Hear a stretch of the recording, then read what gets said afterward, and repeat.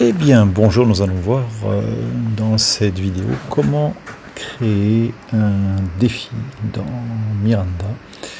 Défi qui pourra être utilisé par des élèves, par exemple. Donc, je vais ajouter un robot mbot.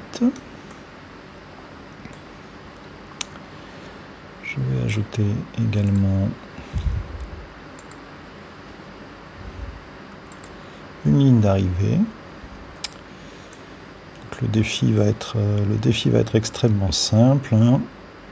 Il va consister simplement à écrire un programme pour franchir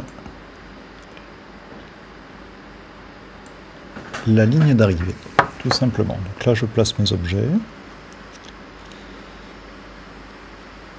Ensuite, je vais utiliser un objet de type manager. L'objet manager, c'est lui qui va gérer le défi en faisant différentes choses, notamment en surveillant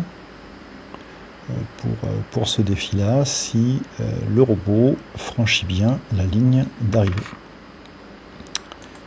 Donc, je vais ajouter mon manager. En fait, sa position n'a pas d'importance, c'est simplement qu'il soit dans la scène. D'ailleurs, en mode player, il ne sera pas affiché. Et je vais également ajouter un texte, l'affichage d'un texte. Effectivement, il faut bien qu'on signale à la personne qui va faire le défi, qui va le réaliser, bien s'il a gagné. Donc, je vais aller chercher dans mes éléments un texte 3D. Je vais le documenter.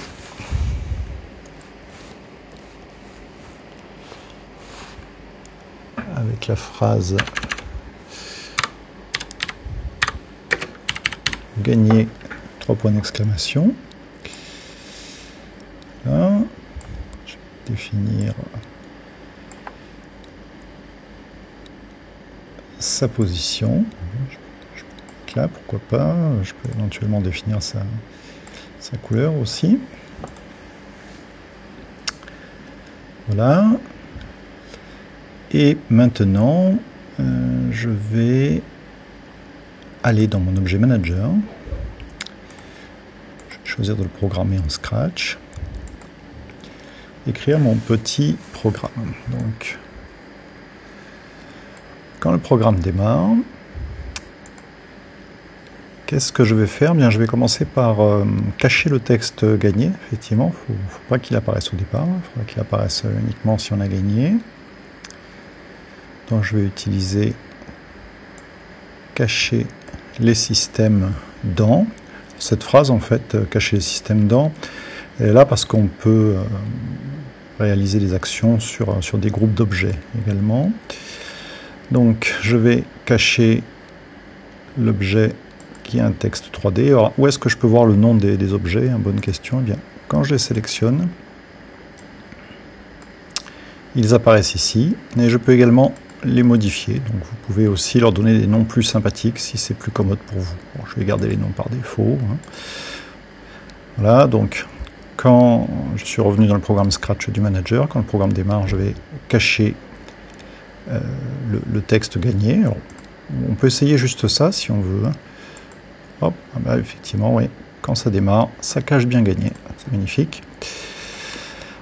Voilà, et ensuite je vais surveiller.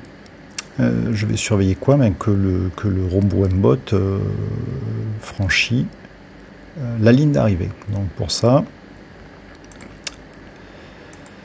je vais faire une boucle pour toujours. Et je vais dire si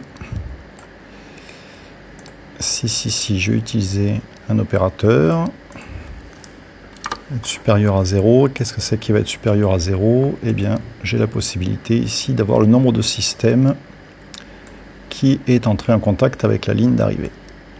Voilà.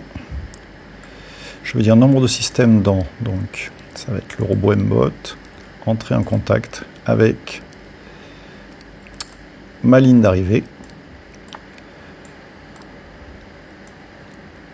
supérieur à 0. Alors qu'est-ce que je vais faire? Je vais montrer le texte 3D, tout simplement.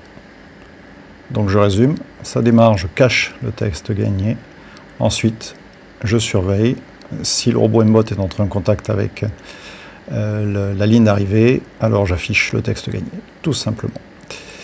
Voilà, je sors d'ici. On se fait un petit essai. Alors tiens, je vais utiliser les fonctions de pilotage manuel pour regarder si ça marche correctement. Alors, hop, ouais, je vais piloter les deux moteurs en même temps. C'est parti. Je fonce vers la ligne d'arrivée. Effectivement, ces fonctions manuelles vous permettent également de tester hors programme, voir si tout se passe bien. Super, ça marche. Donc j'arrête, je réinitialise. Et ben voilà, j'ai réalisé mon premier petit défi avec Miranda. Je peux le sauvegarder. Je lui donne un nom.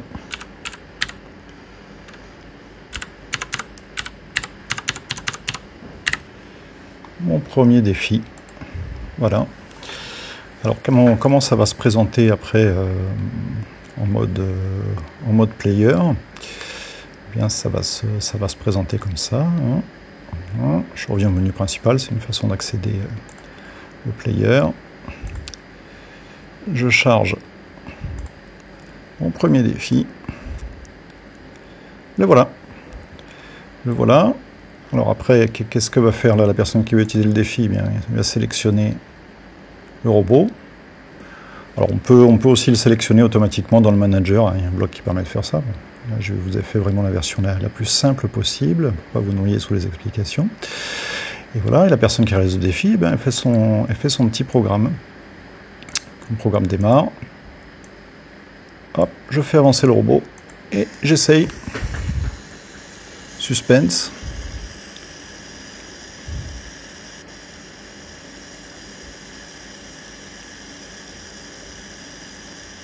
Magnifique, j'ai gagné.